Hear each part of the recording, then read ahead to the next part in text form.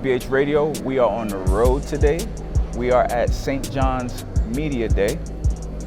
I wanted to come out and speak to one of their star guards, Mr. Posh Alexander. He is a Brooklyn native. Last year, he was the Big East Freshman of the Year and Co-Defensive Player of the Year. First time that's done since Allen Iverson did it for Georgetown. So that's elite, man. I've never been a part of Media Day. I don't know how this works. Do I have to wrestle some journalists out of my way? We about to figure it out.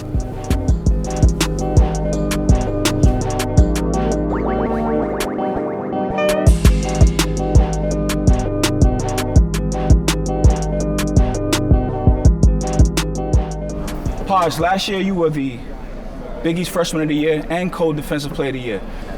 The reason why I became Freshman of the Year and the Defensive Player of the Year, that was something I achieved. Right. That was something I wanted to be coming into college, so I worked for that. Copy. That is something that I set on my calendar, not on my calendar, but on the board. I was like, this is something I don't want to be. Those were your goals. You're the first person to do that since, do you know who? Since Allen Iverson. Yeah. That is a big accomplishment. It's hard sometimes to get young people to really dial in on the defensive end. What part of your career would you say, you really started to embrace defense? I mean, there was no part. I started from young. I was always a person that had energy and want to pick up 94 feet. Something about me, about my game, I love defense. That's something that just hypes me up. That's something that I love to do. That's just me. That's dope, man. That's pretty unique. You're from Brooklyn, right? I'm from Brooklyn. Where exactly? I'm from Brownsville. Brownsville. Last year, there was another Brooklyn guard here, Rasheem Dunn. Yeah. What was it like being paired with him? How did he help with the transition to college basketball?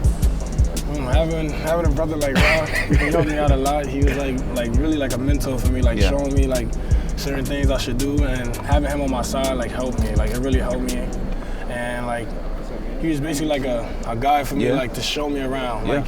He was showing me a lot of things.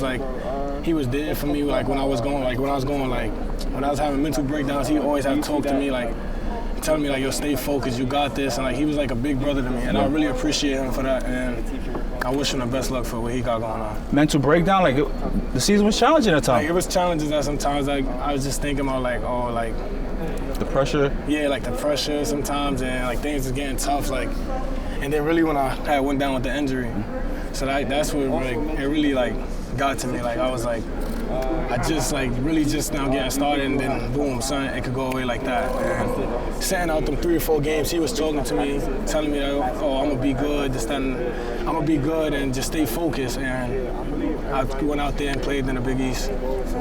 That's dope, man. It's good to have the mentors. You now make that shift, right? You're not the freshman anymore. You sophomore. You got to help with some of the freshman guards.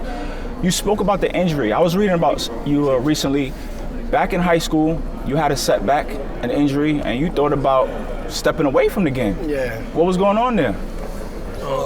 My junior year of high school, I had broke my arm, and that was probably one of the worst injuries that I think I ever had in my life, So during that time, this story gets emotional for me. So during that time, I was playing in a basketball game, went for a layup, kid hit me out the air, came down, broke my arm.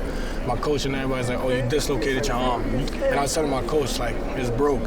So I went to the hospital, I found out my arm was snapped in half. Wow. So it was certain times I was I found out it's oh, you're not gonna be able to play basketball for a year. Yeah. So then I started crying, and then having mental breakdowns. I was going to my mom, telling my mom that I don't think I want to do basketball no more. I was eating and gaining weight. I was oh, what if I don't come back the same? And it was just breaking me down as a person. So I just wanted to give up. Call my high school coach, Coach P, all of the Lightning program. Yeah.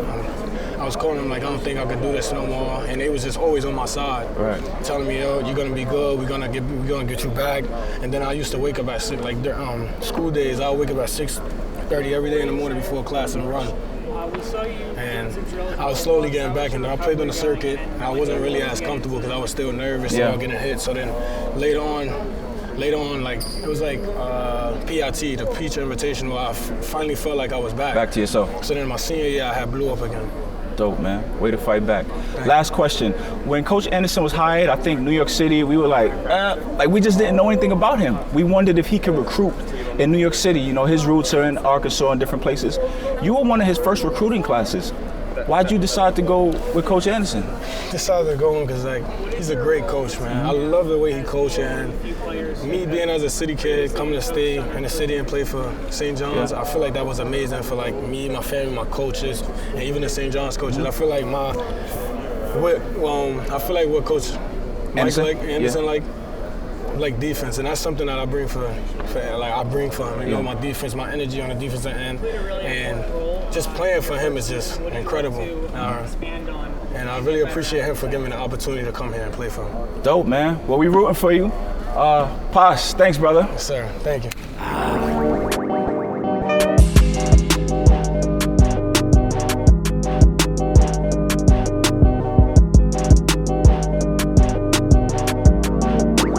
Coach, congratulations on your 2 seasons here at St. John's. I think when you were first hired in New York, we really just didn't know much about you. What's it like recruiting in New York? Well, I think it's pretty cool, really. You know, I get a chance to, not many places, where I've been, where you have to get on the plane and go here and go there. I just go right up the street. I can get on the train and go here. But it's, the coaches have been inviting, and that's been a beautiful thing. But everybody's in that wait and see approach. Yeah, that's what it is. It's kind of like you got to show me, and hopefully we're showing people that what we're capable of doing. One of our biggest things we do is we develop our guys on and off the floor, and I think we're seeing that with Julian Champagne. We're seeing it with Posh Alexander. We'll see it even more with guys like Joel Soriano this year. So I'm excited about what's taking place. But recruiting is the lifeblood of any program. So you got to have players, and we want the best to stay right here. Just finished our first ever media day. Wasn't too bad, man. Got to speak to Posh Alexander. I felt like I was monopolizing his time from the other journalists, but did the best we could. Spoke to Coach Anderson as well, man. Coach Anderson was hired in 2019, and we weren't sure. You know what I'm saying? He's not really a New York native. He's not from the Northeast region. Weren't quite sure how he would do recruiting. But last year, he was the Big East Coach of the Year. Seems to be doing great things, man. So salute to those gentlemen. Salute to the St. John's Athletic Program. We out.